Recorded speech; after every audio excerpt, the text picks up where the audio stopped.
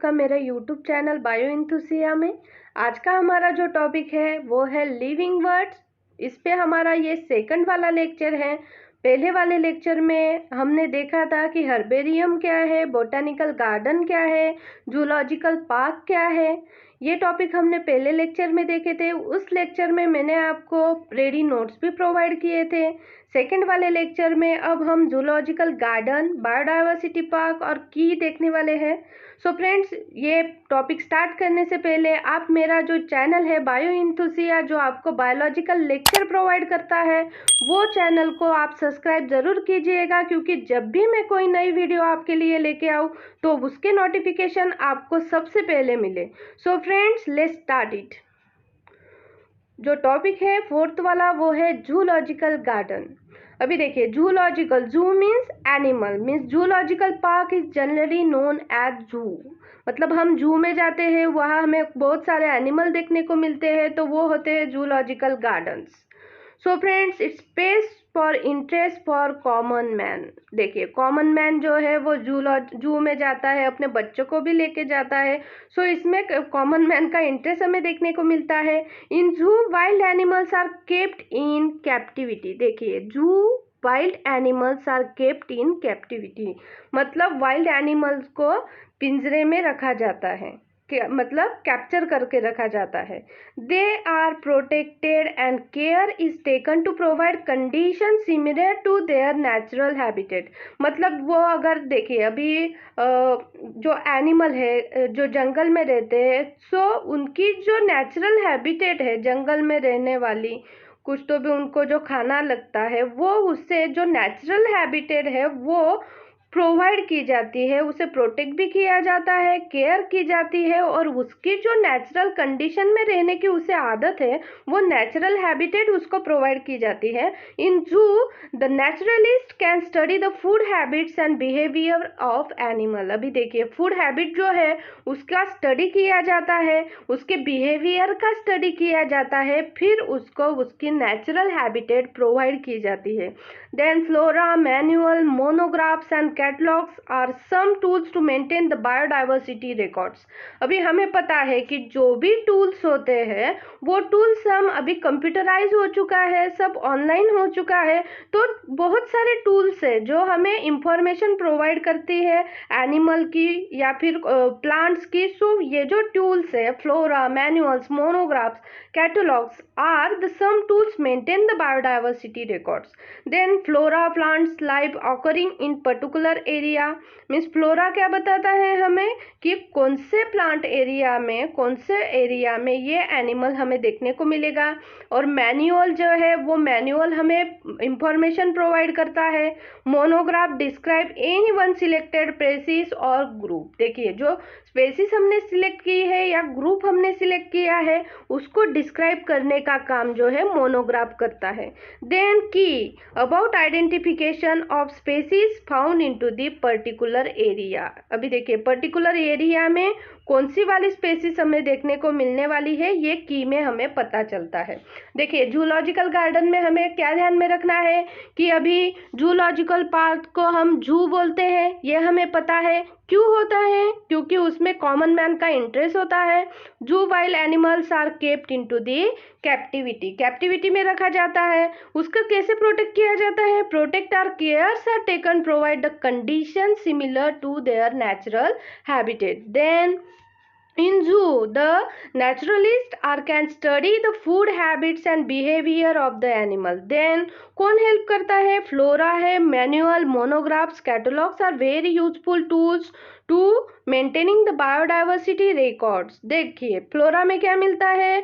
Particular area हमें पता चलता है। मैनुअल से हमें इंफॉर्मेशन प्रोवाइड होती है। मोनोग्राफ से हमें सिलेक्टेड स्पेसीज और ग्रुप का क्लासिफिकेशन मिलता है। की से हमें about identification of species found into the particular area. अभी देखिए, जूलॉजिकल गार्डन्स आपको समझ में आए, ये शॉर्ट क्वेश्चन के लिए आपको पूछा जा सकता है।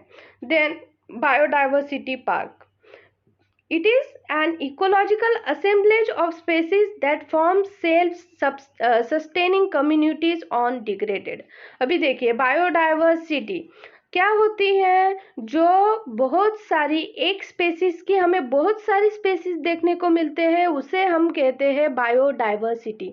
बट अभी देखिए, जो बहुत सारी स्पेसीज ऐसी है जो डिग्रेडेड होने पे आ चुकी है, डिग्रेडेड होने पे आ चुकी है मतलब खत्म होने पर आ चुकी है।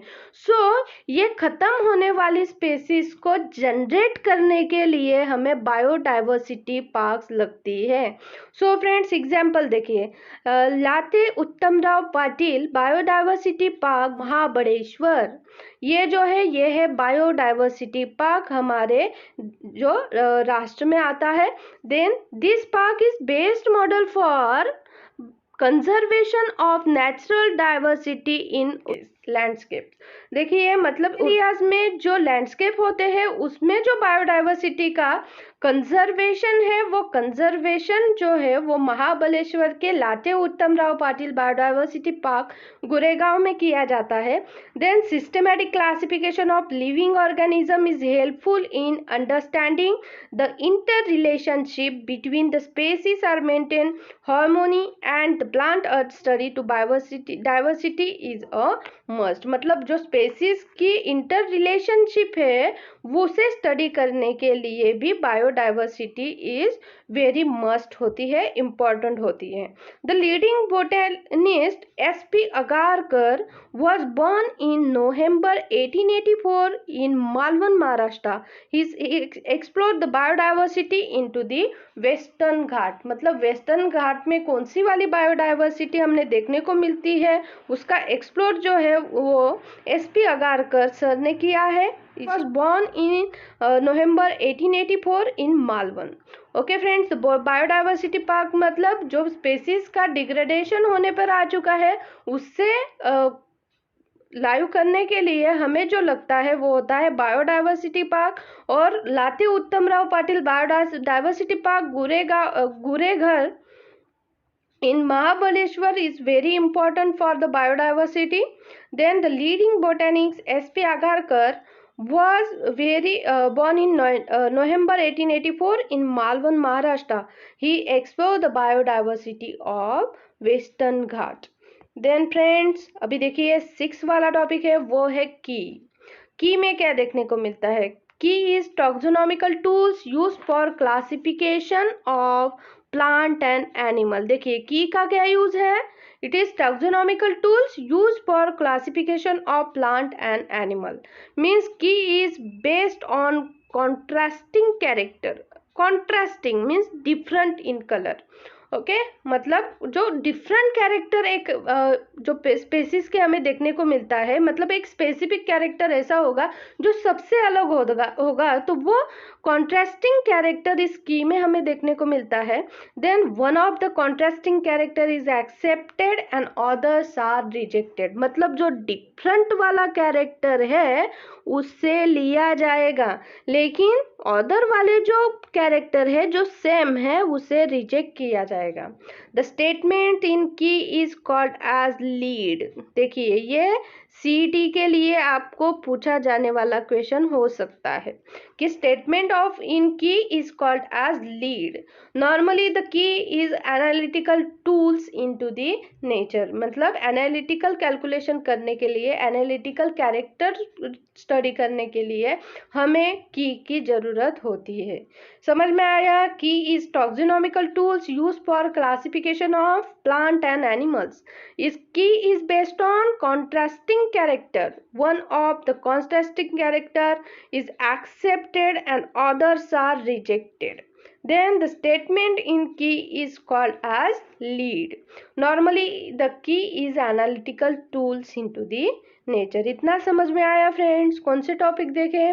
जूलॉजिकल गार्डन देखा, बायोडाइवर्सिटी पार्क देखा, देन की देखा।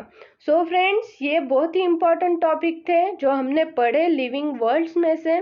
सो फ्रेंड्स अभी देखते हैं कि इस वाले चैप्टर पे कौन से शॉर्ट क्वेश्चन और लॉन्ग क्वेश्चन हमें पूछे जा सकते हैं एग्जामिनेशन में। देखिए IMP questions on living words. अभी देखिए शॉर्ट क्वेश्चन में क्या आ सकता है, right notes on herbarium, botanical garden and की।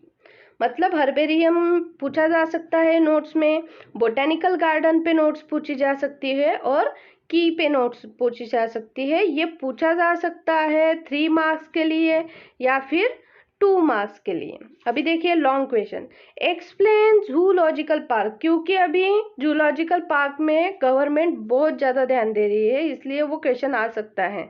मतलब म्यूजियम पे भी आ सकता है। और सबसे इम्पोर्टेंट जो टॉपिक है वो है हमारा बायोडाइवर्सिटी पार्क, और उसका नेक्स्ट वाला जो क्वेश्चन है वो है कंजर्वेशन ऑफ बायोडाइवर्सिटी। ये 4 टॉपिक जो है अब वो आपको बहुत ही ज़्यादातर पूछे जाने वाले टॉपिक हो सकते हैं, क्योंकि ये 4 या 6 मार्क को आपको पूछे जाएंगे। ओके, ध्यान में रखिए। शॉर्ट नोट्स के लिए हर्बेरियम, बोटेनिकल गार्डन एंड की पूछा जाएगा। लॉन्ग क्वेश्चन के लिए जूलॉजिकल पार्क, एक्सप्लेन म्यूजियम और बायोडाइवर्सिटी पार्क और explain the conservation of biodiversity. ये हुए उसके आईएमपी क्वेश्चन। सो फ्रेंड्स, मैं आपको इसके आगे इस पे जो सीईटी और नीट में क्वेश्चन पूछे जा सकते हैं वो लेके आऊंगी मेरे नेक्स्ट लेक्चर में। सो फ्रेंड्स, मेरा अगला वाला लेक्चर ज़रूर देखिएगा। और अगर आपको ये मेरी सेकंड वाली लेक्चर जो है लिविंग वर्ड्स पे वो अगर पसंद आई हो तो मेरे चैनल बायो एंथुसिया को सब्सक्राइब ज़रूर कीजिएगा। सो फ्रेंड्स, मिलते हैं अगले लेक्चर में। Thank you.